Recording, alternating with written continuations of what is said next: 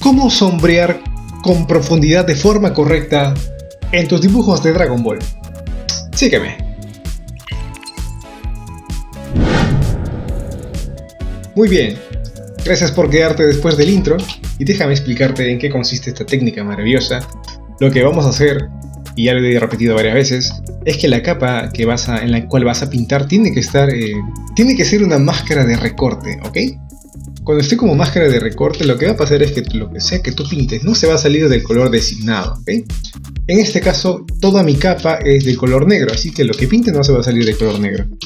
Entonces déjame explicarte cómo se hace cierta profundidad, porque aquí debajo hay una falda, valgan verdad, es una falda. Entonces la falda necesita cierta profundidad natural, ¿ya? Para que dé esa sensación de que está hueco ahí debajo.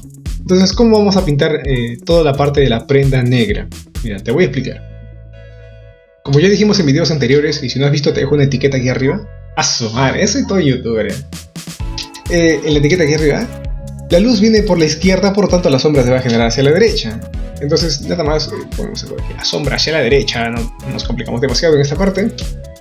Por aquí, un pliegue de la ropita esta.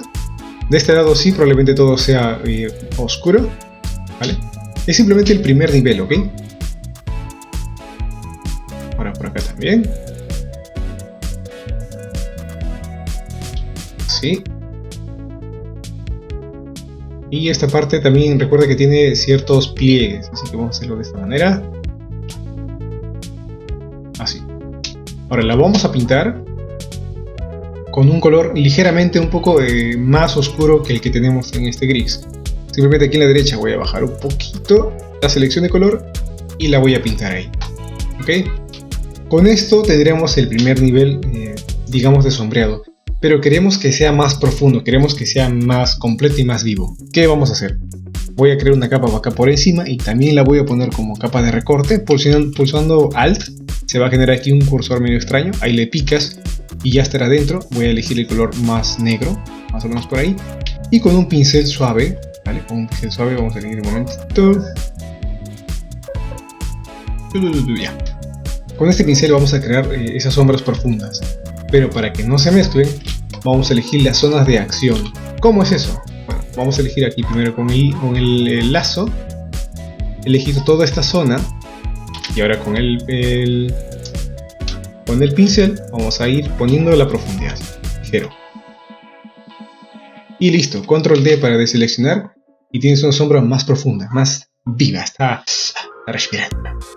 Lo mismo en la parte de atrás. ¿Ya? La parte de atrás la vamos a seleccionar para que solo actúe en esa zona. Por aquí, así, con el L. Y ahora cambias el pincel y diriges la profundidad desde arriba hacia abajo. La oscuridad. ¿Sí? Ok. Y listo. ¿Nota cómo hay una gran diferencia? La versión de antes y después. Cómo se ve de lejos. Toma mucha más profundidad. Es un poco más serio. ¿Ya? Si quieres que tus sombreados tengan esta otra característica, pues aprovechalo, es muy sencillo, no es nada complicado. Voy a hacer otra vez el filtro por aquí. Fíjate lo interesante que puede ser cuando defines zonas un poco más aleatorias.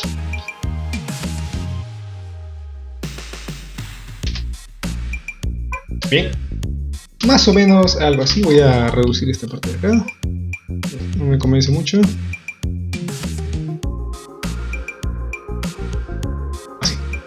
¿Vale? Entonces ahí lo dejo.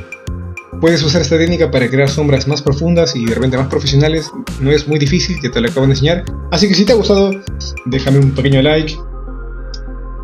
No sé, coño. No sé, wey. Ve, anda, dile a tu mamá que la quieres. ¿Vale? Así que hasta la próxima.